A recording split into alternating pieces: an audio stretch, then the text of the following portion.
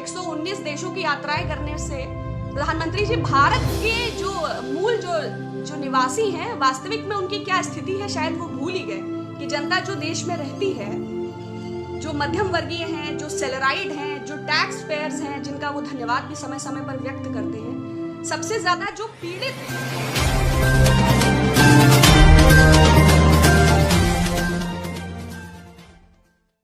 नमस्ते आप सबको।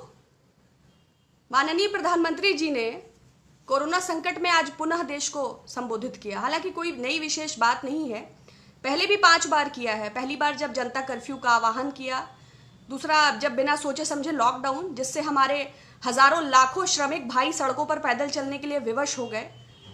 उसके बाद जब उन्होंने हम लोगों को थाली और ताली बजाने का टास्क दिया, उसके बाद एक बार और जब हमें दिए जलाने का और दिवाली को कोरोना को एक प्रकाश उत्सव के रूप में सेलिब्रेट करने का मौका दिया, उसके बाद एक बार और जब आसमान से पुष्प वर्षा हुई, फिर फाइनली 5वीं बार जब उन्होंने बहुत बड़े मंच से ये घोषणा की कि जीडीपी के 10% 20 लाख करोड़ का विशाल राहत पैकेज, जो बाद में ऋण पैकेज साबित हुआ और देशवासियों और तमाम उद्योगों को कर्जा लेने का एक अवसर प्रदान किया। और स्वयं केंद्र सरकार और नरेंद्र मोदी जी ने उसे आपदा में अवसर के तौर पर इस्तेमाल करते हुए कोयला, डिफेंस, स्पेस, न्यूक्लियर जैसे गंभीर विषयों को मात्र 5 दिन की प्रेस कॉन्फ्रेंसेस के माध्यम से निगमीकरण और प्राइवेटाइजेशन जैसे अवसरों को खोला। उसी श्रृंखला में आज एक आशा थी कि प्रधानमंत्री जी देश को, हालांकि सीमाओं पर स्थिति काफी सेंसिटिव है, तो I was expecting some clarification, some kind words, लेकिन कल 35 मिनट के मन की बात में भी माननीय प्रधानमंत्री जी ने चीन का कोई जिक्र नहीं किया। और आज 17 मिनट के अभी जो संबोधन था, तो 15 मिनट तो एज यूजुअल जो एक डोमेस्टिक ऑडियंस की एक स्क्रिप्ट है माननीय प्रधानमंत्री जी की, त्याग, बलिदान, दया, क्षमाशील, सहानुभूति, दलित, वंचित, शोषित, हितैषी, वोकल, लोकल, आत्मनिर्भर, त्याग, तपस्या, जो उनकी एक व्याकरण की किताब है।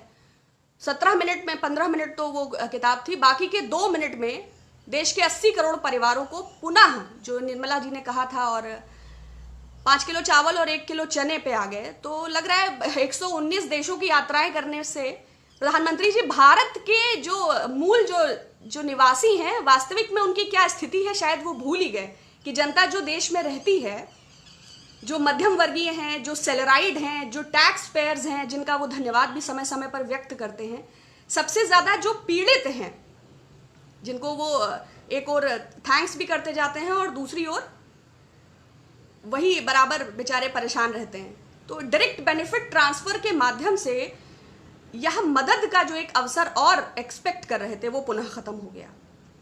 ये ग्रैटिट्यूड का जो मोदी जी का प्रोसेस है, ये कितने दिन चलेगा? People are suffering. लगातार आर्थिक तंगी से, बेरोजगारी से लोगों के मरने की, आत्महत्या करने की खबरें हम रोजमर्रा के अखबारों में देख रहे हैं। वो 40 करोड़ परिवार जो इस कोरोना काल में प्रधानमंत्री जी की अदूरदर्शिता के चलते गरीबी रेखा से नीचे चले गए, और वो सारा 12 करोड़ परिवार जिसमें तमाम कामगार, श्रमिक, मजदूर, मध्यम वर्गीय, सैलराइड, निम्न वर्गीय लोग शामिल हैं, जो अपनी जीविका गंवाकर अपने घरों में बैठे हैं, जिनके पास राशन नहीं उपलब्ध है। मात्र 5 किलो चावल और 1 किलो चना देके प्रधानमंत्री जी अपने कर्तव्यों से इतिश्री कर लेते हैं।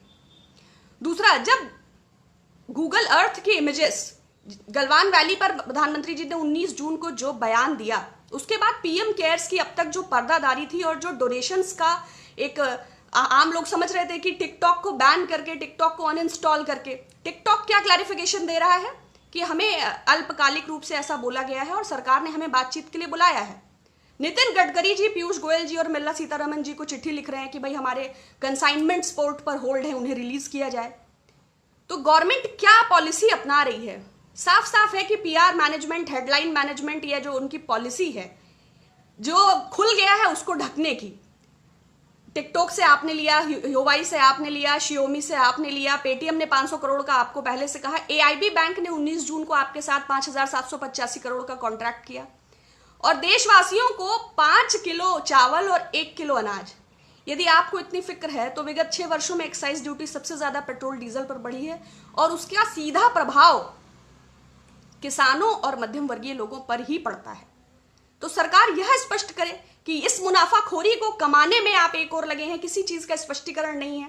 आप ये क्यों नहीं क्लियर करते कि अजय डोभाल जी जो राष्ट्रीय सुरक्षा सलाहकार हैं, विवेकानंद फाउंडेशन के वे डायरेक्टर रहे हैं, तो क्या उसका डोनेशंस का, इवन संघ का जो हांगकांग और चाइना से जो कनेक्शन रहा, जो डोनेशंस का, वो सब स्पेसिफिकेशंस देने के स्थान पर आप ये देशवासियों को बयानों की घुट्टी देकर कब तक देश को गुमराह करते रहेंगे?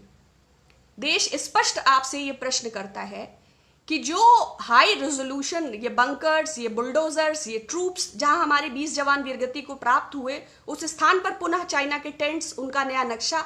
ग्लोबल टाइम्स कह रहा है कि वीगो के ट्विटर पर प्रधानमंत्री जी का वेरीफाइड अकाउंट है जिसके 2.5 लाख फॉलोअर्स हैं। तो प्लीज 130 करोड़ भारतवासियों को मूर्ख बनाना बंद करिए। एक बार नाम तो लीजिए आप चीन का। 130 करोड़ भारतवासी आपके एक वक्तव्य पर निछावर हो जाएंगे। देश से झूठ बोलने के स्थान पर देश को सहयोग कीजिए। देशवासी आपसे अपेक्षा करते हैं सत्य की, मिथ्या भाषण की नहीं, सहयोग की, फोटोशॉप की नहीं।